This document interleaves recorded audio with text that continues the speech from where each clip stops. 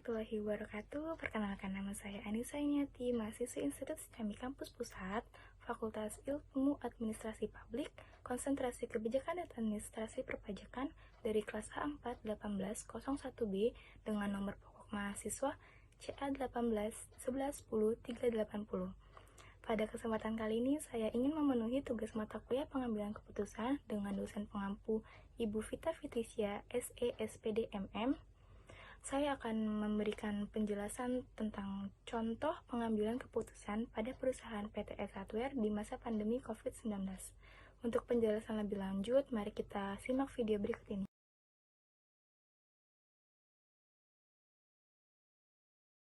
PTS Hardware Indonesia Tbk berada di Gedung Kawan Lama, lantai 5, Jalan Puri Kencana, nomor 1, Meruya Kembangan, Jakarta, 11610, Indonesia.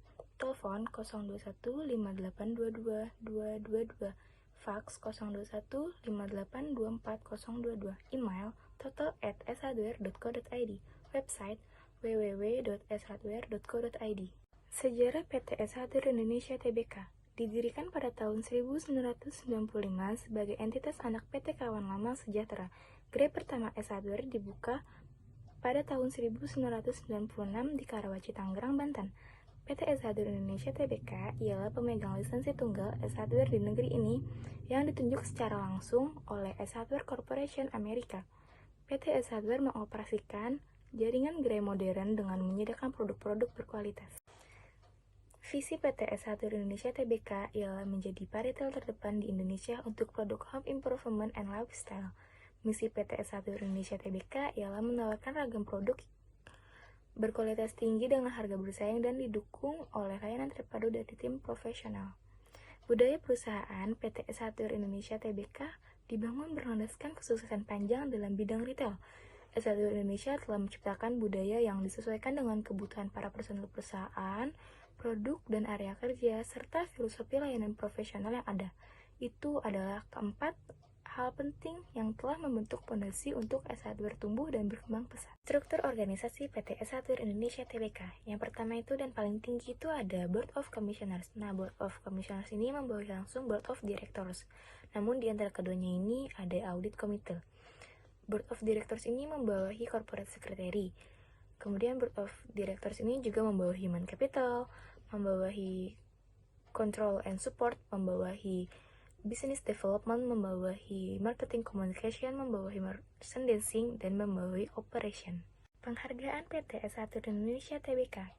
Gerai flagship AC, yaitu Edge Living World Alam Sutra, Banten, dengan luas 15.000 meter persegi meraih 2 penghargaan sekaligus, yaitu pertama, The Biggest Lifestyle and Home Improvement Store dari Museum Rekor Indonesia atau MURI. Yang kedua itu The Largest Edge Store on Earth dari S Hardware Corporation USA. Keduanya diraih pada tahun 2011. Kemudian pada tahun 2018, PT S Hardware Indonesia Tbk meraih penghargaan sebagai emiten terbaik di tahun 2018. PT S Hardware Indonesia Tbk pada Bursa Efek Indonesia. Saham perseroan tercatat pada Bursa Efek Indonesia sejak 6 November 2007 dengan kode perdagangan saham ACES.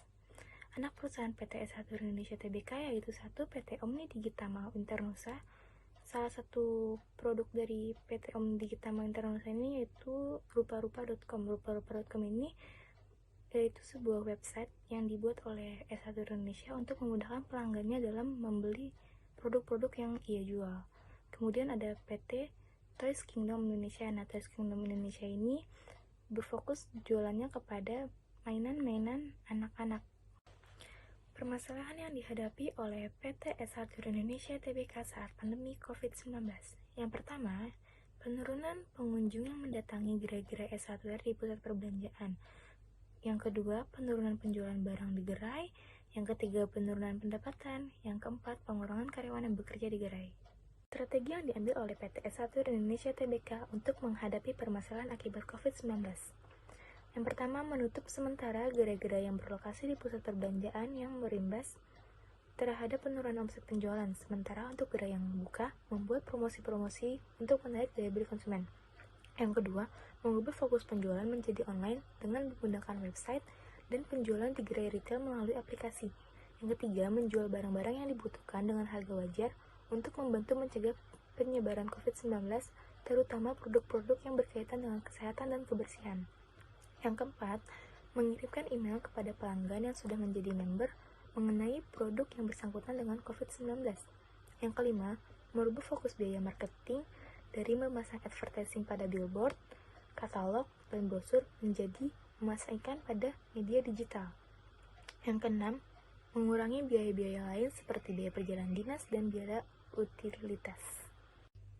Itulah contoh pengambilan keputusan menurut pendapat saya pada perusahaan PT Esatur Indonesia Tbk di saat pandemi COVID-19.